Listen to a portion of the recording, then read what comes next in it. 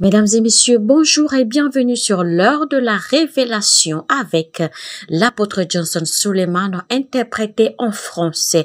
Installez-vous confortablement. Aujourd'hui, le thème de notre message est le mystère de l'importunité. Verset biblique à lire aujourd'hui est Luc 11, du verset 5 au verset 8. Lisons. Il leur dit encore, si l'un de vous a un ami, et qu'il aille le trouver au milieu de la nuit pour lui dire, « Ami, prête-moi 3 pains, car un de mes amis est arrivé de voyage chez moi et je n'ai rien à lui offrir. » Et si de l'intérieur de sa maison, cet ami lui répond, « Ne m'importune pas, la porte est déjà fermée, mes enfants et moi sommes au lit, je ne puis me lever pour te donner des pains. » Je vous le dis, même s'il ne se levait pas pour les lui donner parce que c'est son ami, il se lèverait à cause de son importunité et lui donnerait tout ce dont il a besoin. Lisons le verset 9. Et moi, je vous dis, demandez et l'on vous donnera, cherchez et vous trouverez, frappez et l'on vous ouvrira. La Bible dit, et si l'un de vous a un ami.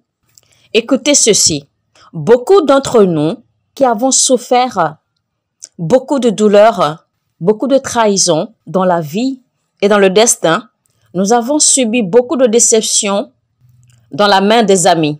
Mais peu importe combien d'amis vous ont déçus, il y a encore de bons amis. Peu importe le nombre d'amis qui vous ont trahis, peu importe le nombre d'amis qui vous ont fait du mal, peu importe le nombre d'amis qui vous ont déçus, je vous en prie, ne rejetez pas l'amitié. Car il y a encore de bons amis. Vous avez simplement eu l'occasion de rencontrer de mauvais amis. Peu importe les personnes que vous avez aidées, que vous avez assistées, mais qui vous ont tourné le dos après, ne vous inquiétez pas, il y a encore de bons amis. Dans le livre de Job 6, verset 14, la Bible nous fait comprendre que Job était en souffrance et que normalement, celui qui souffre devrait mériter de la pitié de ses amis ou de la compassion de ses amis. La Bible nous dit dans le livre de Proverbes que un ami aime en tout temps. Un vrai ami vous aime et vous soutient en tout temps et en toute situation, en toute circonstance. Que ça aille bien ou que ça aille mal, un vrai ami se tient avec vous. Un vrai ami n'est pas sélectif. Il ne sélectionne pas quand il doit être avec vous ou pas. La Bible dit dans Proverbe 18, verset 24, « Celui qui a beaucoup d'amis les a pour son malheur. Mais il est tel ami plus attaché qu'un frère. » Il arrive qu'on ait des amis qui sont plus attachés à vous que vos frères consanguins. La Bible nous dit clairement dans Proverbe 27, verset 17, « Comme le fer aiguise le fer, ainsi un homme excite la colère d'un homme. » La Bible dit dans Jean 11, verset 11, « Après ces paroles, il leur dit, « Lazare, notre ami, dort, mais je vais le réveiller. » Jésus a appelé Lazare son ami. Dans Job 42, verset 10, Dieu a exaucé les prières de Job et retourné sa situation après qu'il ait prié pour ses amis. Il dit, l'Éternel rétablit Job dans son premier état quand Job eut prié pour ses amis et l'Éternel lui accorda le double de tout ce qu'il avait possédé. La Bible dit, qui d'entre vous a un ami? Et son ami viendra le voir dans la nuit profonde et lui demander quelque chose et lui dire qu'il a reçu de la visite. Écoutez ceci. Alors imaginez que je vienne chez vous en tant qu'ami et que je vienne vous demander de l'assistance. Pas pour moi-même, mais pour un autre ami à moi. Mais la Bible dit à cause de son importunité, il lui donnera. Alors c'est quoi l'importunité? L'importunité, c'est la résilience. C'est une agitation pour un résultat souhaité ou un repos souhaité. L'importunité, c'est l'insistance impudente. C'est quand vous insistez, quand vous faites une demande avec presque un ton arrogant. L'importunité, selon le dictionnaire, c'est une pression, une persistance au point d'ennuyer. Pour mieux expliquer l'importunité, nous allons utiliser les enfants comme exemple.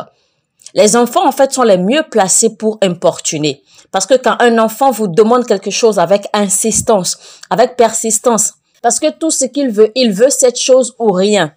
Alors, peu importe ce que vous dites ou ce que vous faites, cet enfant continue à vous réclamer la même chose jusqu'à ce que vous vous énervez presque et vous le lui donnez juste pour avoir la paix. Ça, c'est l'importunité. Donc, c'est quand vous mettez la pression sur quelqu'un au point où cette personne devient même ennuyée ou énervée, au point où cette personne n'aura pas d'autre choix que de vous donner ce que vous demandez. Et c'est pour cela que le verset a continué dans le verset 9 et il dit « Demandez, il vous sera donné. Et si vous demandez et qu'on ne vous donne pas, frappez. Si vous frappez, on vous ouvrira. Si vous frappez et que l'on ne vous ouvre pas, cherchez. Si vous cherchez, vous finirez par trouver. » Donc, apprenez à importuner. Appliquez l'importunité. Vous savez, quand j'ai lu ce verset, en fait, j'ai eu beaucoup de révélations. J'ai compris assez de choses. La première chose, la Bible dit que qui d'entre vous aurait un ami et que cet ami viendrait vous voir dans la nuit? Chers amis, la saison de la nuit, le moment de la nuit est une étape nécessaire et obligatoire dans la vie de tout être humain.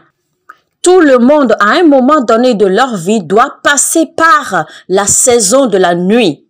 Écoutez-moi bien, enfants de Dieu, que vous le vouliez ou non, la saison de la nuit viendra à vous. Mais la seule prière que vous pouvez faire, c'est que Dieu vous aide à vous préparer et à être prêt quand le moment de la nuit viendra.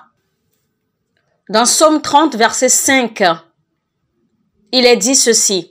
Le soir arrivent les pleurs et le matin l'allégresse.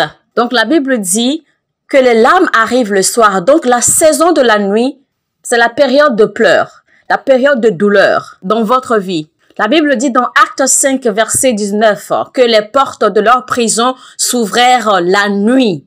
Donc soulignez le mot la nuit. La saison de la nuit, c'est le moment où les gens sont emprisonnés. C'est la période où vous êtes incapable de faire quoi que ce soit. Dans Jean 9, 4, il a dit, « Il faut que je fasse, tandis qu'il est jour, les œuvres de celui qui m'a envoyé. La nuit vient où personne ne peut travailler. » Soulignez cela, la nuit vient où personne ne peut travailler. La saison de la nuit, c'est le moment, c'est la période où vos efforts sont perdus, vos efforts sont nuls, où vos habiletés sont limitées. Tout le monde traverse la saison de la nuit dans la vie. C'est pour cela que la Bible dit dans Genèse 1, verset 18, « Pour présider au jour et à la nuit, et pour séparer la lumière d'avec les ténèbres. » En d'autres termes, quiconque qui n'a plus de capacité est limité dans la saison de nuit, opère hors de la lumière. Et c'est quoi la lumière? La lumière, c'est l'illumination, c'est la connaissance, c'est la compréhension. Quand le degré de votre illumination est bas, le degré de votre capacité est aussi bas et vous continuez à évoluer, à fonctionner dans la saison de la nuit.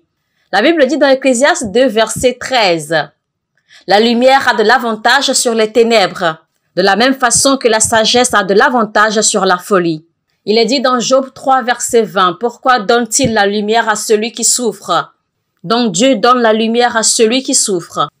Donc c'est la lumière qui met fin à la nuit. Et vous savez que quand le jour se lève, la nuit prend fin. Et si vous voulez que votre nuit prenne fin, cherchez la lumière.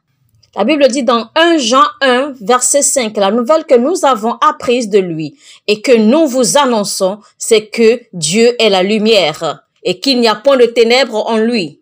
Et Jésus-Christ a dit que celui qui me suit ne se perdra pas, mais aura la lumière et la vie éternelle. Voici que la Bible dit, qui d'entre vous aurait un ami et cet ami durant son parcours s'arrête chez vous et vous demande de l'aide et vous sortez pour lui donner de l'aide. Gardez ceci à l'esprit. Seuls des amis qui sont dans un parcours ont besoin de votre attention ou méritent votre attention. Cela veut simplement dire que quiconque qui ne va nulle part, quiconque qui n'a pas de vision dans la vie, ne doit pas mériter votre attention. Ce qui définit l'amitié, c'est le parcours que vous avez en commun. Beaucoup d'entre nous ont été humiliés, beaucoup d'entre nous ont été brisés, ont été heurtés. Beaucoup d'entre nous ont souffert dans la vie parce que nous avons eu le malheur de rencontrer des personnes qui n'ont nulle part où aller, des personnes qui n'ont pas de vision, des personnes qui n'ont aucun but dans la vie. Et ces personnes se sont initiées dans notre vie, nous les avons accommodées, nous les avons tolérées et nous en avons souffert. Nous avons rencontré des gens qui n'ont aucune destination dans la vie. Nous avons rencontré des gens qui n'ont pas une même destination avec nous, des gens qui ne sont pas dans la même ligne de vie ou de poursuite que nous. Et parce que nous les avons tolérés, eh bien, ils nous ont heurtés, ils nous ont fait du mal, ils nous ont blessés. Mais recevez cette prière de l'homme de Dieu qui dit ceci: je prie pour vous que Dieu enlève de vos vies des personnes qui n'ont nulle part où aller, des personnes qui n'ont pas de destination, qui n'ont pas de vision et qui sont encore dans vos vies au nom de Jésus-Christ. Amen. Eh bien voilà, le mystère de l'importunité, mesdames et messieurs, ce sera tout pour aujourd'hui.